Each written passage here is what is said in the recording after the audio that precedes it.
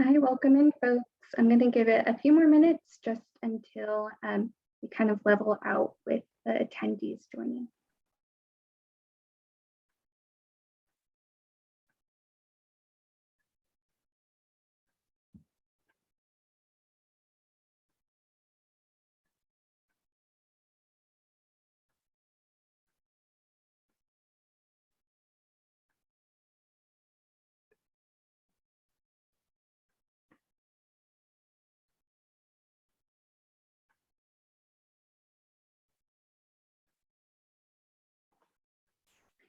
Okay, well, it looks like we slowed down with folks joining, so we'll go ahead and start.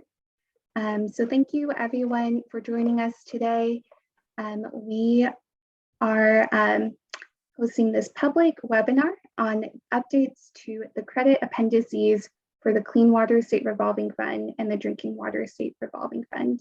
My name is Jenalyn Guzman. I'm an environmental scientist with the State Water Board's Office of Public Participation, and I will be facilitating our 1-hour meeting today. Presenting with me our State Water Board staff from the Division of Financial Assistance. We have Maria Duenas and Hilda Ledesma Vasquez, as well as Lance Reese and our legal counsel, Matt Wilson, with us to answer questions. This workshop is being held in accordance with the public notice dated May 24th. And this is an informal stakeholder workshop where a quorum of the State Water Board may be present, but the State Water Board will take no formal action. So today we have a very simple agenda. We will briefly cover webinar logistics in a moment. Then we'll hear from Maria, and she'll give a staff presentation, followed by an open Q&A period. And we will adjourn by 11 a.m. And any remaining questions can be emailed to Maria after the meeting. So in terms of meeting logistics, this meeting is being recorded, and we will be posting the recording on the DWSRF and CWSRF websites as soon as possible after the meeting has concluded. We welcome questions at today's meeting, so if you have any questions during the staff presentation, feel free to use your Q&A feature in the toolbar. And then after the presentation, we'll have time for an open Q&A where you can raise your hand to ask a verbal question, or you could continue using that Q&A feature. Okay, and with that, pass it over to Maria. Thank you, Jenalyn. Good morning, I'm Maria Duenas. I am the manager for the Credit Fiscal Unit, and with me today are my managers, Hilda Ledesma Vasquez and Lance Reese, and from OCC, Matt Wilson. Thank you for your interest in our website. This is an informational webinar for external stakeholders. We are putting together a training for our internal staff at a later date. This presentation only includes some key elements of the appendixes. Please refer to the credit appendixes, N for clean water and E for drinking water, for a complete outline. Today, the update summary of key elements will include revisions of the credit financial guidelines that were designed to improve documents readability. It is not new, only a revision to the existing appendixes. Provide guidance on credit's current practices to streamline credit and legal consultation for applicants. Criteria for financing eligibility versus expected financing conditions, which means eligibility means what you have met, what you have to meet, and condition means what you will see as part with your agreement with us. Addressing areas related to less common forms of financing. Next. I'm going to put on my glasses. Revisions to the guidelines incorporated definitions to improve documents readability in relation to the issuance of financing agreements. The appendix now have our most common definitions from our agreement. Separated out financial eligibility criteria versus expected financing conditions for financing agreements. Okay, next. Our current credit practices include adopted increases. What this means is if the rates are not adopted, we will not use that to account for our analysis when we're looking at your application. They have to be in place in order for us to consider those revenue. Use of rate stabilization fund. The use of the rate stabilization fund should be used correctly. What that means, it will not be used to qualify you for our loan, for any future loans, to issue new debt, or to meet ADT, the additional debt test. The coverage calculation, we do that by having a minimum of 3 years of historical data. Most like, we prefer audited financials, and 2 years of projections. These projections should not include any rate increases that have not been adopted. Other credit factors that we consider when we are doing our analysis is we look at social economic data, such as the unemployment for the district, the city, the municipality. We look at the MHI, medium household income. We look at the medium house value, what that is. We also look to see if the agency is rated by any of the 3 rating agencies, Fitch, S&P, or Moody's. We look at the percentage number of second homes in the area. We look at any prior financing that the applicant has done with clean water or drinking water in the payment history. And we also look at financial management stability. Next.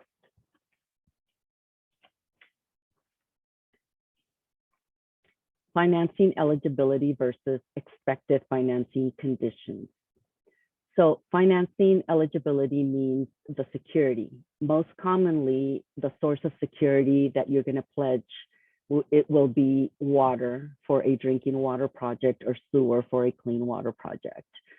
We review all the material documents, including any trust indentures that come with your official statement, financing agreements, any other type of internal agreements that you have made that are tied to the source of security that you're pledging to us.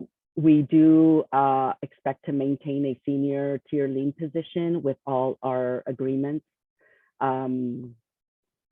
Expected financing condition, the rate covenant is 120% for senior and parity debt and 100% for subordinate debt. And additional debt test requirements will be talked about in the next slide. Next. So the updated guidance on the additional debt test. The additional senior debt, the recipient's future debt may not be senior to our obligation, except where the new senior obligation refunds or refinances existing senior debt at better terms and does not extend the repayment period of the existing debt. Additional parity or subordinate, the recipient may issue additional parity or subordinate debt only if one of the following, or only if the following conditions are met. So net revenue.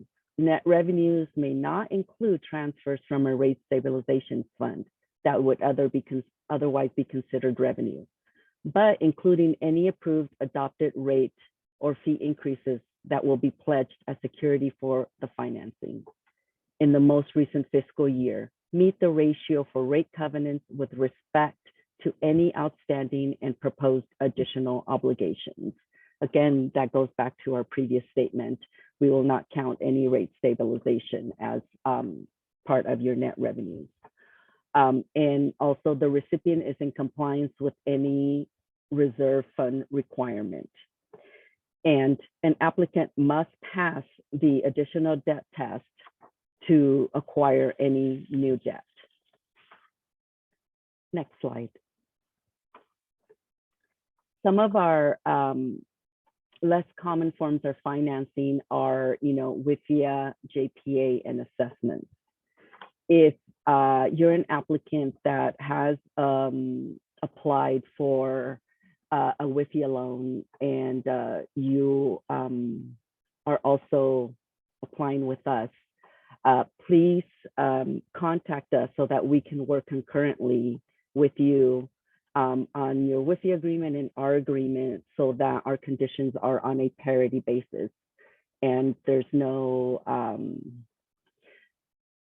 surprises at the end, so that we can, make sure we're all on the same page. We're all, expecting the same things based from your pledge source. If you are a JPA applicant, the JPA and its members are expected to pledge their revenues to us and provide all financial data for all the members and all debt related documents for all the members that are tied to the pledge, being water, wastewater, sewer, whichever of those pledges you are pledging to us for your project. Assessments must be fully adopted and have the necessary security for our loan. So those are things for that first item. We ask that you please get all your debt documents to us, including any reference documents and financial documents as mentioned earlier. That may include anything else that you have done, as a trust indenture or, financial separate finance agreement with another entity, anything that is tied to that pledge source. Early communication is very crucial for a successful credit review and legal consultation.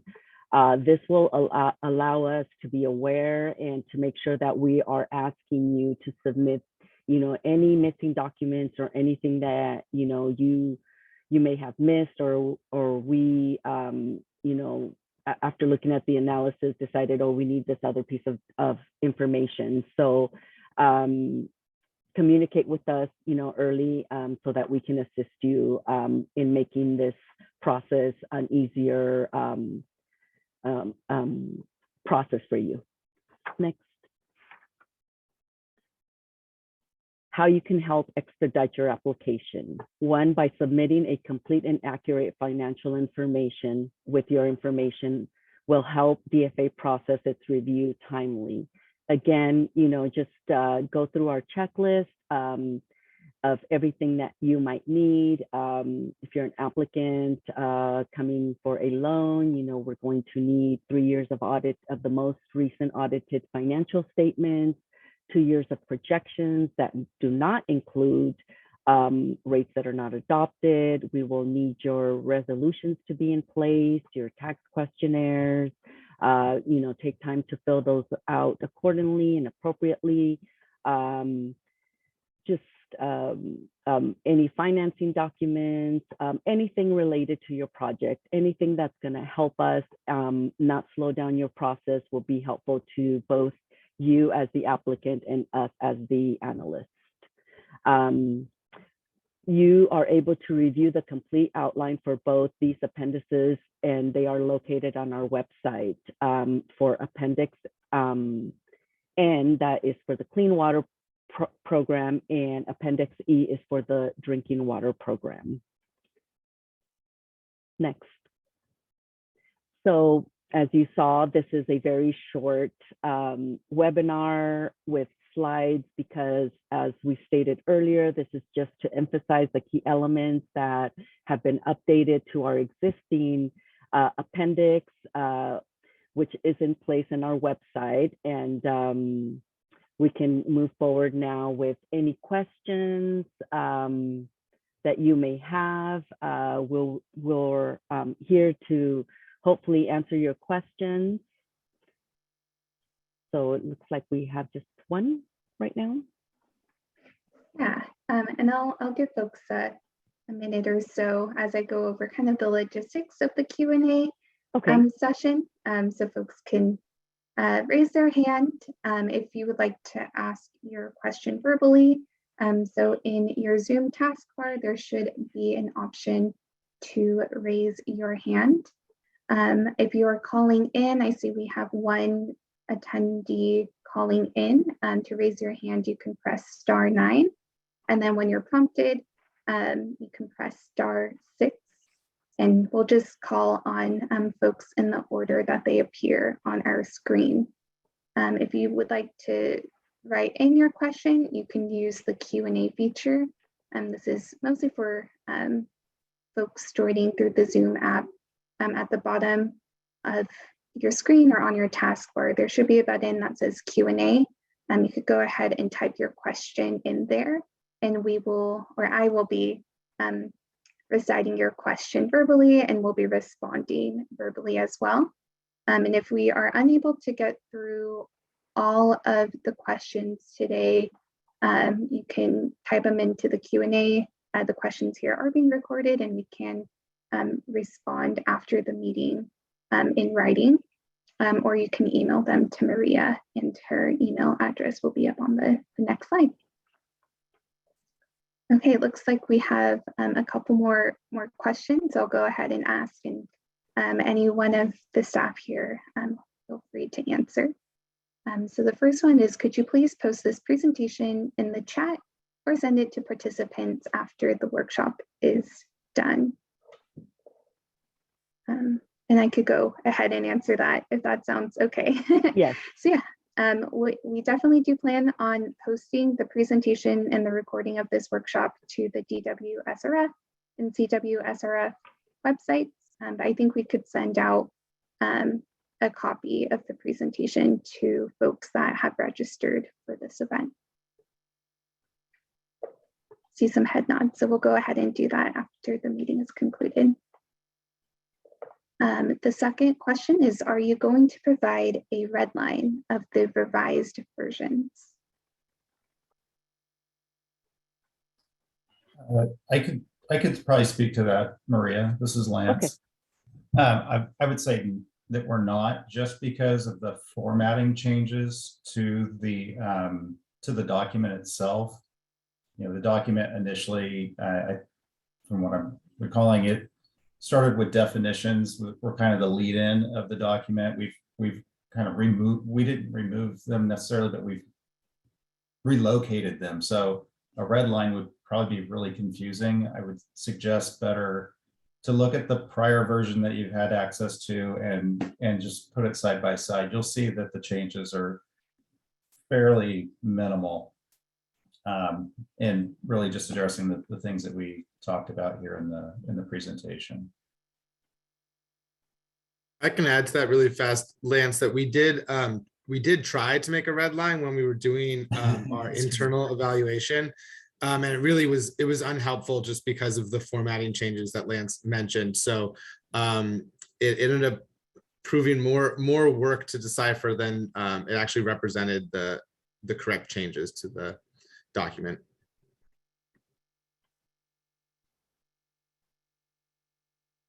Great, thank you both. Our next question, and I do see a hand, so I'll ask this next question and then I'll jump to our raised hand participant.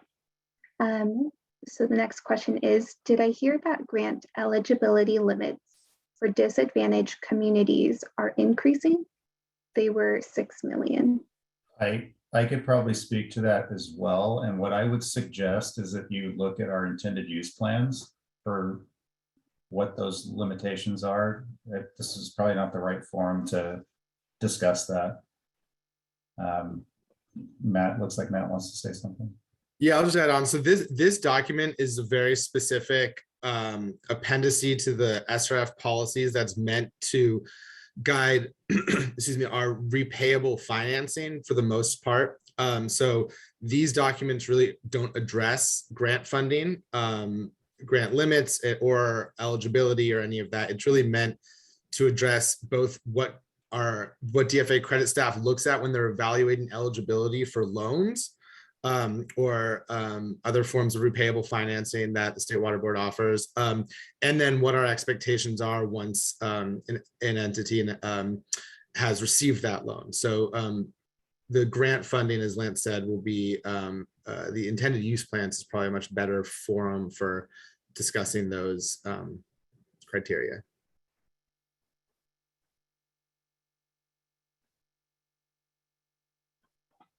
Great, thank you, Lance and Matt. So I'll go ahead and Michael Kuhn, I see you have your hand raised, so you should be able to unmute yourself. Yes, can you hear me? Yes. Perfect, thank you. So I have some questions around the coverage requirements. So I'm with the City of Ventura, and we're working on our financing plans. You know, we have some fairly complex models going, you know, way out into the future. And I just have some questions. You know, it says 3 years of history and 2 years of projections, but I'm a little confused. I mean, because, you know, for example, you know, part of what we're looking at is would be postponing the principal until completion of the project for some of our debt. And so I'm kind of confused at kind of what are you going to be looking, you know, are you going to be looking at, hey, basically, do you need coverage for the maximum debt burden or debt payments that are going to be in our kind of in the window? Or is it just, you know, hey, just make sure whatever the debt payment is for those 2 projection years that is covered. I mean, I just a little bit confusing with that in the language where it talks about, you know, the, you know, respect of any proposed additional obligations. So Hilda, would you mind answering? So I'm trying to understand your question. Are you referring to our debt or an outstanding debt that you currently have? So we currently have debt. We're looking to do WIFIA, SRF, and bonding. Okay. And so I'm trying to understand the kind of when it says the proposed additional obligations, are we to show that we have coverage for the maximum payment for all of those? I mean, because that places an unbearable burden on ratepayers. I mean, to have that much available cash on hand now and increase rates now, I mean, that really places a heavy burden on ratepayers. So on the historical data, what we're going to look at your outstanding debt. Whatever you have to pay on those years that you paid, you've had coverage on those 3 years, right? You're there with me so far?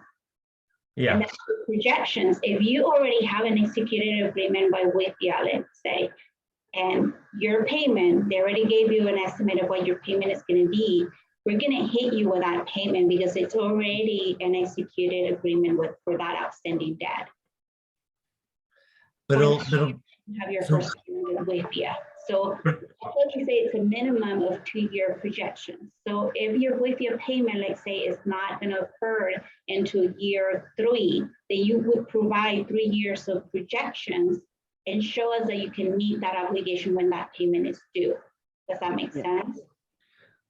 I think so. Let me make sure I'm understanding. So basically, we're not going to start repaying WIFIA until substantial completion. Well, I mean, we're going to have to pay interest, right? So we're going to be paying interest on WIFIA, and we'll start paying principal upon substantial completion. So would we then show basically up to substantial completion that we have coverage? Yes. So you're going to show, let's say your payment for WIFIA is in 2025. You're going to use projections for 2025 that show that you can meet that coverage with that payment for WIFIA. Okay. And if I'm understanding correctly, we cannot use rate stabilization to show we have coverage? No. Correct. That's correct. You cannot use the rate of stabilization to meet to qualify for our loan. Okay. That's disheartening for the ratepayers, but we'll work around it. So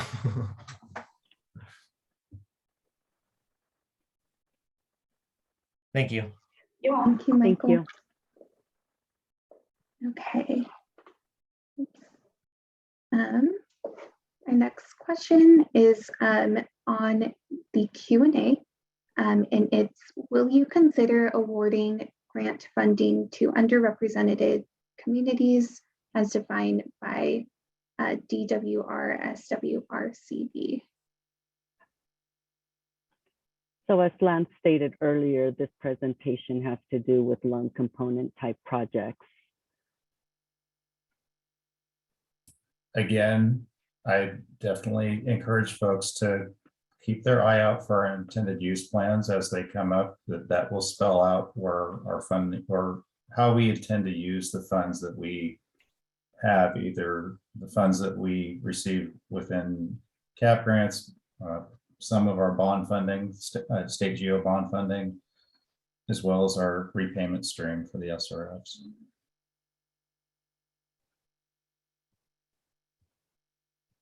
Thanks, Lance. And I think that goes into our next question, is do you know when the intended use plans for state fiscal year 22-23 will be available?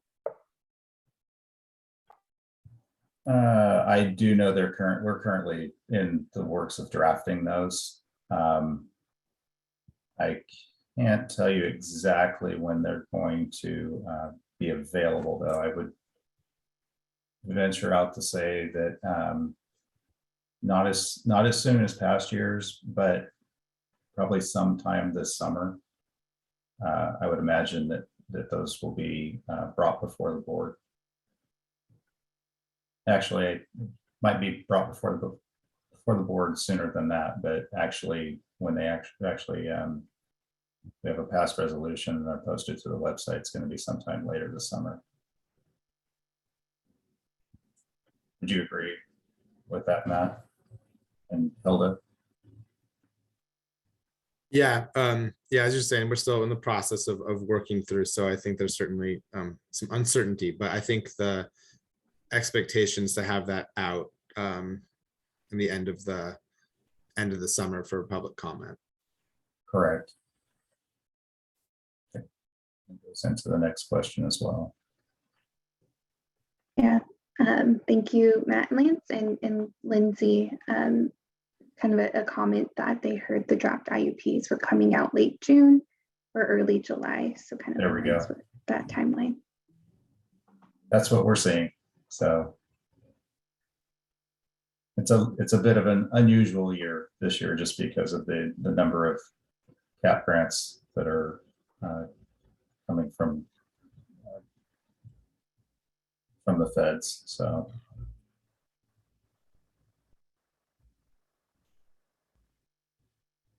Great. So I do not see any more questions in the question and answer queue. And I don't see any raised hands at the moment. So I'll just quickly, I think we had maybe one or two new attendees join us. So if you would like to ask a question, you can raise your hand using the toolbar at the bottom of your screen. Once your hand is raised, we'll call on you and ask you to mute yourself so you can ask your question. If you're calling in, you can raise your hand by pressing *9. And then once you are prompted, you can unmute yourself by pressing *6. And then if you'd rather type in your question, you could click on that Q&A button on your taskbar and type in your question, and we will respond to your questions live.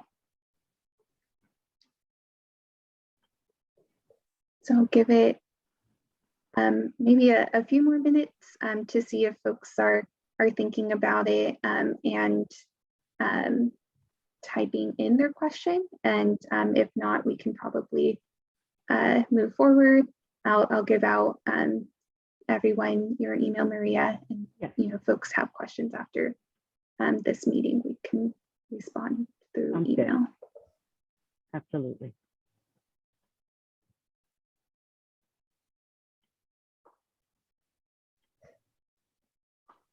Probably say 10:35. If folks, if you have any questions that you'd like to ask staff, yeah, feel free to drop them into the Q&A or to raise your hand. guess since we gave a timeline, I'll just go forward with the email address. So if folks just want to hop off, we're not holding them if they're waiting for this. Okay. So yeah, if I see we do have one question in the Q&A, so I'll answer that before getting to this slide. So next question is just an FYI. The fiscal year 21-22 IUP was amended on March 15th, 2022. The board meeting notes and agenda from that March 15th meeting show all the changes to the IUP with current eligibilities for grant funding. The State Water Board website has links to prior board meeting agenda and notes in case anyone is interested. So thank you for providing that information. Yeah. Good point. Yeah. And thank you again, everyone that joined and wanted to get a little bit of feedback from our, key elements that were updated to our credit appendixes. Please reach out again, if you have any questions after our webinar is finished. I'll do my best to respond to you quickly.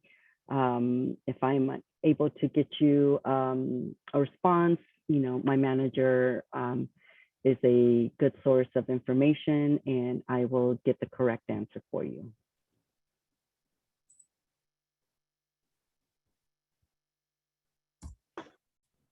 Great, thanks, Maria. So I guess we have, so our next question is about the recording. So once this meeting is concluded, we'll be posting the recording to both the CWSRF website and the DWSRF website as soon as possible.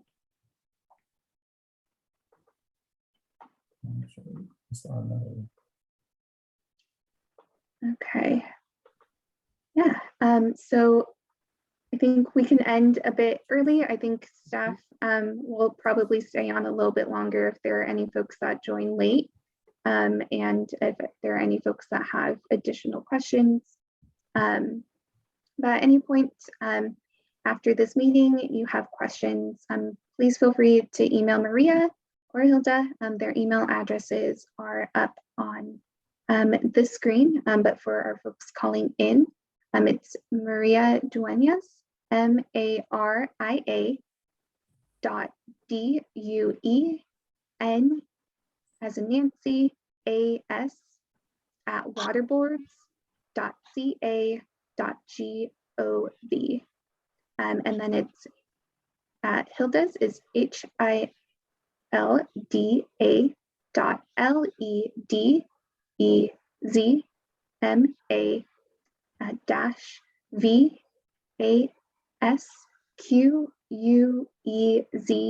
at waterboards.ca.gov. But we'll be sticking around. We'll be posting this recording up on the website for folks. We'll also be sending out the PowerPoint presentation to all that had registered for this event, in addition to posting it up on the website.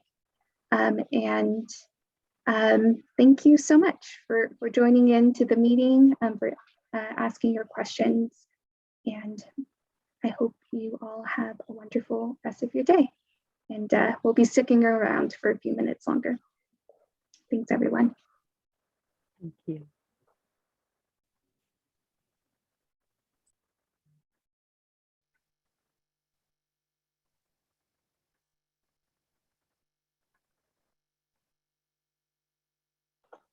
I see we have another question about sending an email or links that were mentioned on this chat, and we can certainly do that.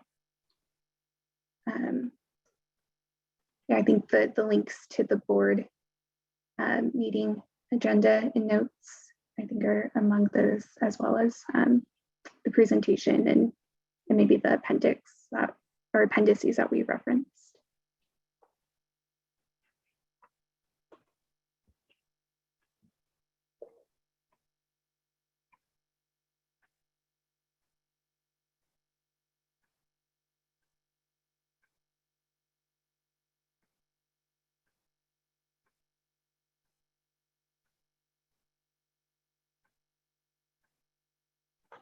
Yeah, well, you're welcome, Carrie. For water board staff, how long would you all like to stay?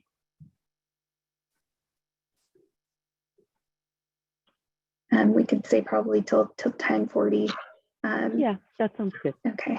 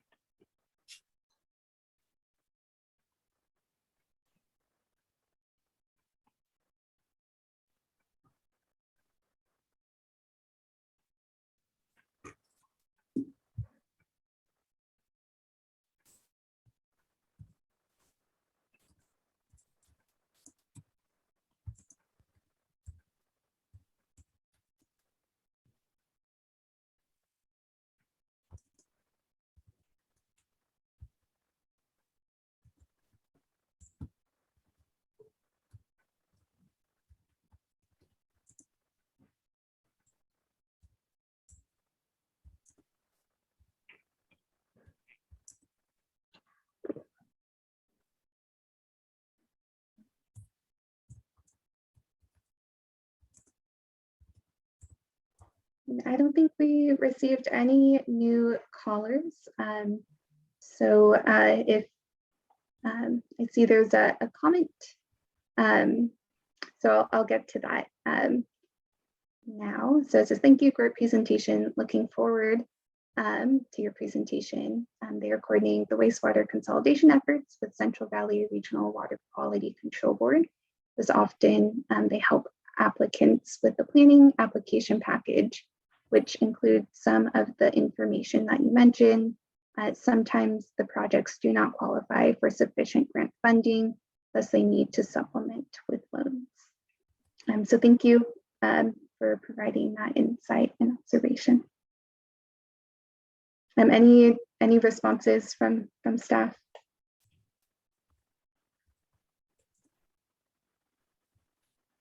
No, I No, just yeah, want to thank everybody for their Yeah. time. yes, thank you. Thanks. We'll be sticking on for a couple or for another minute or so. Mhm.